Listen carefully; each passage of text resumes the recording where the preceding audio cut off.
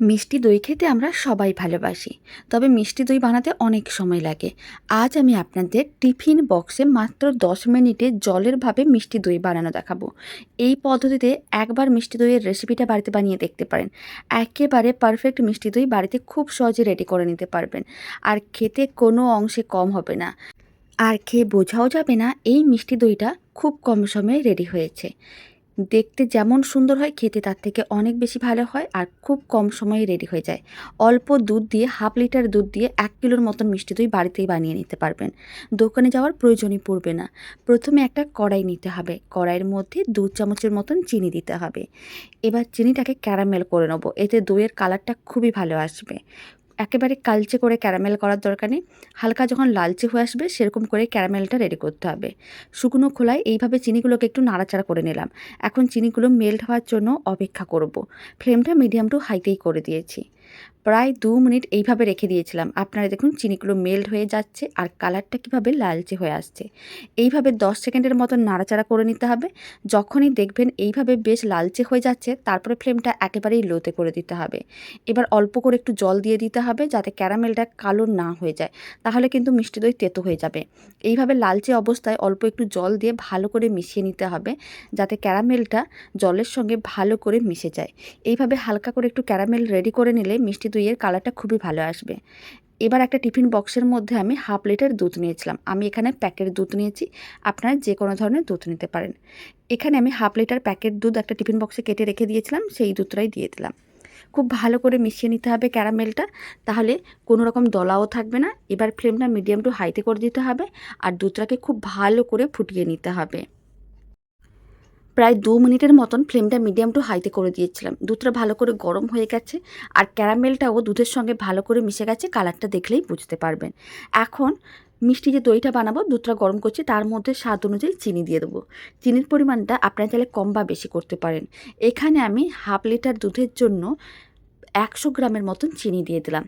চিনিগুলোকেও খুব ভালো করে মিশিয়ে নিতে হবে, আর একইভাবে চিনিগুলো মেল্ট হওয়ার জন্য অপেক্ষা করতে হবে।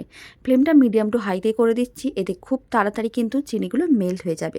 আর এইভাবে মাঝে মাঝে একবার নাড়াচাড়া করে রাখতে হবে, যাতে দুধের মিশ্রণটা কড়াইতে আটকে না যায়।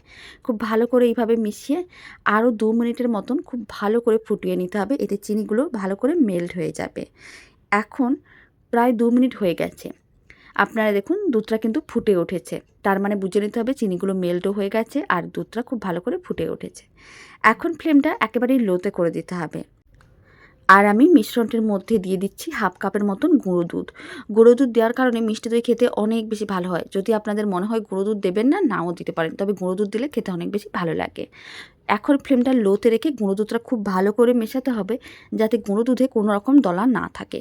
গুঁড়ো দুধ দেওয়ার কারণে মিশ্রণটা একটু তাড়াতাড়ি ঘন হয়ে যায়, আর দইটা খেতেও ভালো লাগে। আর যদি গুঁড়ো দুধ দিতে না চান, না দিতে পারেন, তার জন্য একটু বেশি সময় প্রয়োজন পড়বে, কারণ দুধটাকে তো একটু ঘন করতে লাগে, তার জন্য একটু বেশি সময় প্রয়োজন পড়বে। গুঁড়ো দুধটা খুব ভালো করে মেশানো হয়ে গেছে, আর গুঁড়ো দুধ মেশানোর সময় ফ্লেমটা সব সময় লোতে রাখবেন, তাহলে কিন্তু গুঁড়ো দুধ খুব ভালো করে মিশে যাবে, কোনো রকম দলাও থাকবে না। এখন 1 চিমটের মতন এলাচ গুঁড়ো দিয়ে দিচ্ছি। আপনারা চাইলে গোটা এলাচ 2-3টে দিতে পারেন, আর যদি না মনে হয় নাও দিতে পারেন। আমি এখানে অল্প করে একটু এলাচ গুঁড়ো দিয়ে দিলাম, এতে দইটা খেতে অনেক বেশি ভালো লাগবে।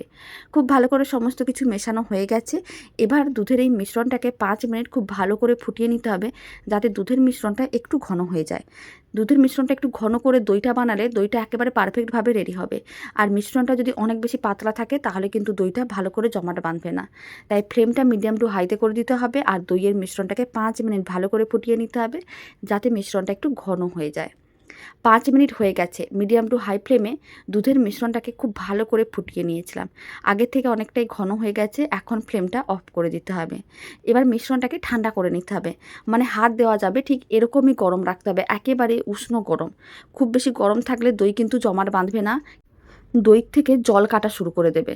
তাই মিশ্রণটাকে ভালো করে ঠান্ডা করতে হবে, মানে একেবারে উষ্ণ গরম অবস্থায় দইটা রেডি করতে হবে। তার জন্য এখন ফ্লেমটা অফ করে কড়াইটাকে ফ্যানের নিচে রেখে দেবো 10 থেকে 15 মিনিটের জন্য, যাতে মিশ্রণটা ঠান্ডা হয়ে যায়। আর এদিকে একটা ছাঁকনি নিয়েছি, তার মধ্যে আমি বেশ কিছুটা পরিমাণ টক দই দিয়ে দিচ্ছি। আমি এখানে 100 গ্রামের মতন টক দই দিচ্ছি। আমি এখানে টায়ারে যে টক দই হয় সেগুলো দিইনি, তাই আমি 100 গ্রাম মানে লিকুইড টক দই ছিল সেটাই দিয়েছি, তাই 100 গ্রাম দিয়েছি। যদি টাইট টক দই থাকে তাহলে আপনারা 50 গ্রামও দিতে পারেন।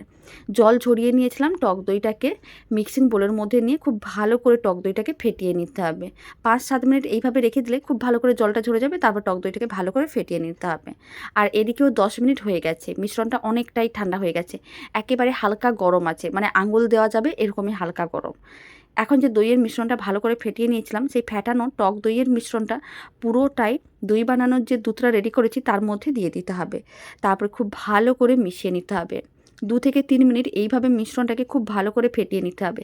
এতে টক দইয়ের মিশ্রণটা খুব ভালো করে মিশে যাবে। আর ওপরে আপনারা দেখুন বেশ সুন্দরভাবে বাবলসগুলো রেডি হচ্ছে।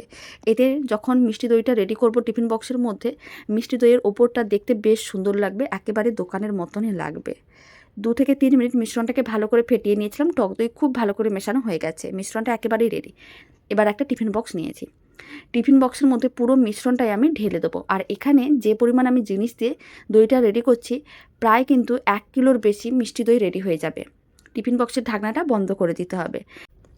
এখন টিফিন বক্সের ঢাকনাটা বন্ধ করে টিফিন বক্সটাকে এক সাইডে রেখে দিচ্ছি।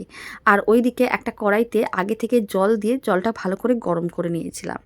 ফ্লেমটা মিডিয়াম টু লোতেই আছে। জলটা খুব ভালো করে গরম করা হয়ে গেছে, খুব বেশি জল না, একেবারে সামান্য জল দিয়ে খুব ভালো করে গরম করে নিতে হবে। এইভাবে যখন দেখবেন গরম জলের থেকে ধোঁয়া ওঠা শুরু করেছে, তখনই কড়াইয়ের মাঝখানে একটা স্ট্যান্ড রেখে দিতে হবে বা একটা বাটি রেখে দিতে হবে। তার উপরে টিফিন বক্সটাকে এইভাবে খুব ভালো করে বসিয়ে দিতে হবে সমানভাবে, যেন একটা দিক হেলে না থাকে। এইভাবে কিন্তু ভালো করে বসিয়ে দেওয়ার পরে ঢাকনাটা বন্ধ করে দিতে হবে। যদি ঢাকনার মধ্যে কোনো ছিদ্র থাকে সেটাকে ছোট্ট কাগজের টুকরো দিয়ে ভালো করে বন্ধ করতে হবে, যাতে হাওয়া বাইরে না বেরোতে পারে বা ভেতরে না ঢুকতে পারে। এখন এইভাবে লো ফ্লেমে 10 মিনিট রেখে দিতে হবে। 10 মিনিট লো ফ্লেমে দইটাকে খুব ভালো করে রান্না করে নিয়েছিলাম। ফ্লেমটা অফ করে দিচ্ছি, আর কড়াইয়ের মধ্যে এইভাবে আরও 1 ঘন্টা রেখে দিতে হবে, তবে ফ্লেমটা অফ করে রাখতে হবে। 1 ঘন্টা ফ্লেমটা অফ করে দইটাকে তারপরে রেখে দেওয়ার পরে আবারও দইয়ের যে টিফিন বক্সটাকে বের করে বেশ কিছুক্ষণ ফ্রিজে রেখে দিয়েছিলাম, কারণ মিষ্টি দই ঠান্ডা ঠান্ডা খেতেই ভালো লাগে। তার জন্য আমি কিছুক্ষণ ফ্রিজে রেখে দিয়েছিলাম। মিষ্টি দই একেবারেই রেডি। এবার মিষ্টি দইটা কেটেও দেখিয়ে দিচ্ছি। আপনারা দেখুন খুব সুন্দরভাবে মিষ্টি দইটা জমাট বেঁধেছে, দেখেও কিন্তু বুঝতে পারছেন। বাড়িতে বানালে কমেন্ট বক্সে জানাতে একেবারেই ভুলবেন না এই মিষ্টি দইয়ের রেসিপিটা আপনাদের কেমন লাগলো। আর দারুণ স্বাদের জলের ভাবে বানানো এই মিষ্টি দইয়ের রেসিপিটা শেষ পর্যন্ত দেখার জন্য আপনাদের অসংখ্য ধন্যবাদ। ভালো লেগে থাকলে আপনারা যদি ফেসবুক থেকে রেসিপিটা দেখছেন, পেজটিকে ফলো করে নেওয়ার অনুরোধ রইল।